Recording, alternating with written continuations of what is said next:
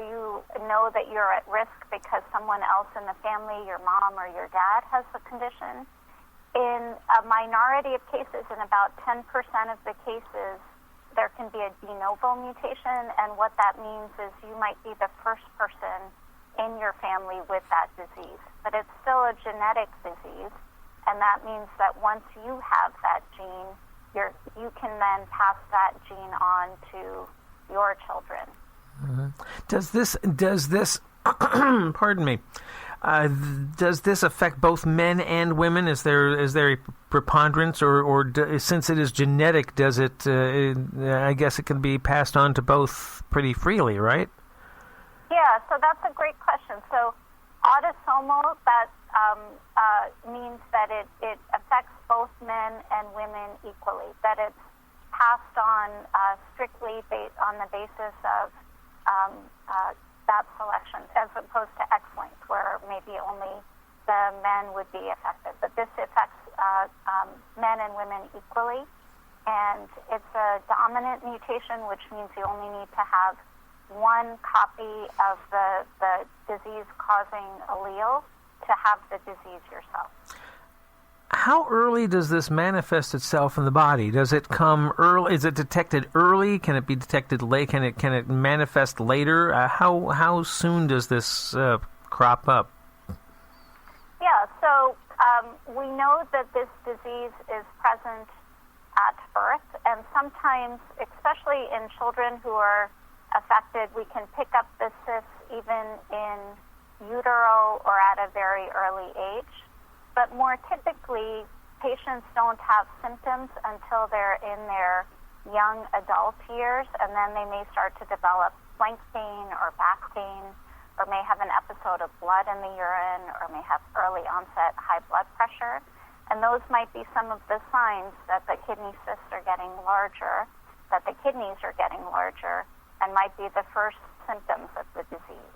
Can I have this and not know it?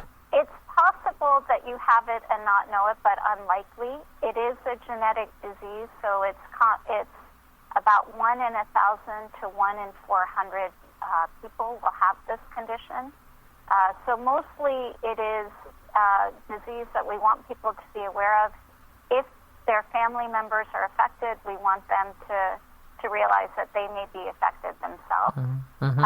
But if there isn't a history of kidney disease in your family, it's unlikely that you will be the first person in the family with this disease. Mm-hmm. What are the first signs of this? What are the red flags about ADPKD?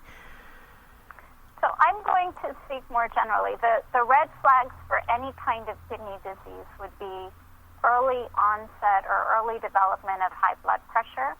High blood pressure is one of those diseases that's more common as people get older, but to develop high blood pressure in your 20s would still be very uncommon, so that could be an early tell for kidney disease, and especially for an inherited form of kidney disease.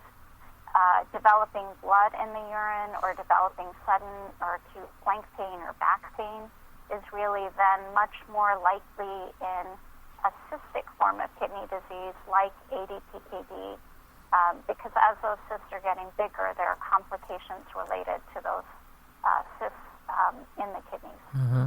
How do you diagnose it? The diagnosis is made by imaging, either an ultrasound or CT or MRI of the abdomen, and when we look, we see a lot of cysts in the kidneys, and we see enlarged kidneys, and both the right and left kidney are equally affected, and that's how we make the diagnosis of the disease. Mm-hmm. Is there a treatment for this? Outside of dialysis? You mentioned dialysis. Is there anything else? Yes. So we are very much hoping to see patients and really encouraging them to come in well before they need dialysis.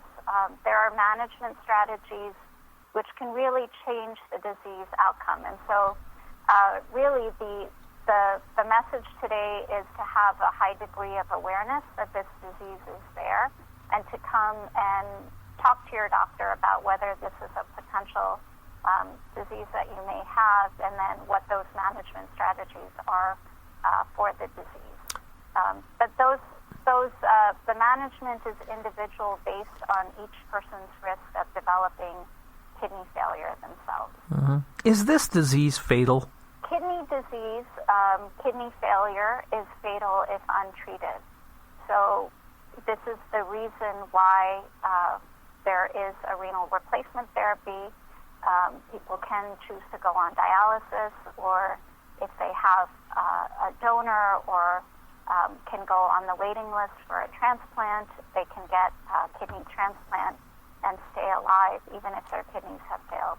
Mm-hmm. So the bottom line here is you need to know your family history. You need to know the history of your family as far as health goes. And then that's so important.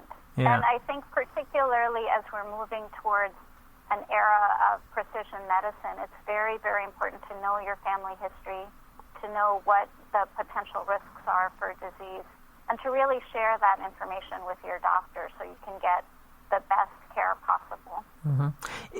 I mentioned men versus women. This is pretty much equal opportunity. Is this seen in one type of population rather than other? And I'm talking about I guess the nationalities, European versus Asian, North. Do we see this is this more prevalent in one type of person than another? Yeah, so that's a great question. And so, no, what you mentioned as this being an equal opportunity disease, it really is. So it's about 1 in 400 to 1 in 1,000 in all ethnicities, all populations, in all people. Okay. The one thing we need is a better name for this. This because this is a tongue twister to get this. We can get like one maybe like a 1 or 2 word phrase that kind of explains this a little easier. It might be not so challenging for people.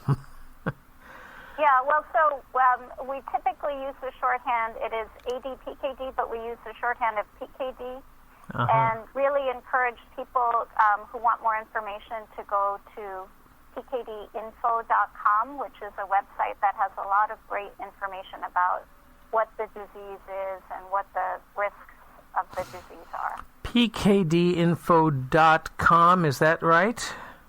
That is correct. There we go. PKDinfo.com. PKDinfo.com. Dr. Dahl, I thank you for taking some time out.